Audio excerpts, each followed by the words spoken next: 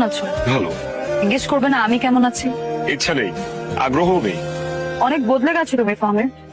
মানুষ মানুষ মরে গেলে পচে যায়, আর বেঁচে থাকলে বদলায়, কারণে অকারণে বদলায়। আমাদের ঝগড়ার কিছুদিন পরে আমি জানতে পেরেছিলাম যে ওই মেয়েটার সাথে তোমার কোনো সম্পর্ক ছিল না। এরপর তারপর আপনি আমাকে অনেক খুঁজেছেন, কিন্তু পাননি। ফাহমিদ, ওই দিনের জন্য I am really sorry.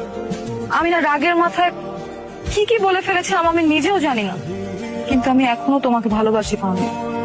Nice jokes, jokes তো ভালো ছিল।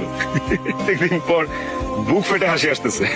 আমি জোকস করতেছি না, আমি সিরিয়াসলি বলতেছি। লজ্জা লাগে না? লজ্জা শরম নাই আপনার? একটু তো হায়া লজ্জা শরম এগুলো থাকা উচিত একটা মানুষের। ভালোবাসা মানে কি?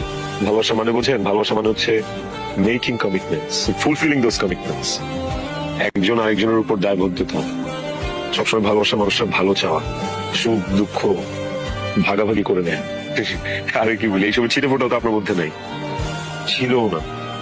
ফাহমিদ প্লিজ আমাকে বোঝার একটু চেষ্টা করো। আপনি কি ভুলে গেছেন ওইদিন আমাকে আপনি কি কি বলেছিলেন?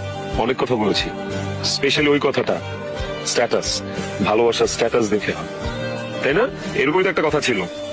সরি টু সে, এখন আমার আর তোমার, আই মিন আপনার, আমার আর আপনার স্ট্যাটাস এর মাঝখানে যোজন যোজন দূরত্ব, অনেক ডিস্টেন্স। আমি আর ওই ফাহমিদ নাই যে ফাহমিদকে আপনি রাস্তায় ফেলে চলে গেছেন। This is a complete different man. এই ফাহমিদ অন্য ফাহমিদ। তার প্রতি আমার কোনো রাগ ক্ষোভ গ্রাজেস কিচ্ছু নেই, মাফ করে দিচ্ছি। বাট একটা কথা কি জানেন?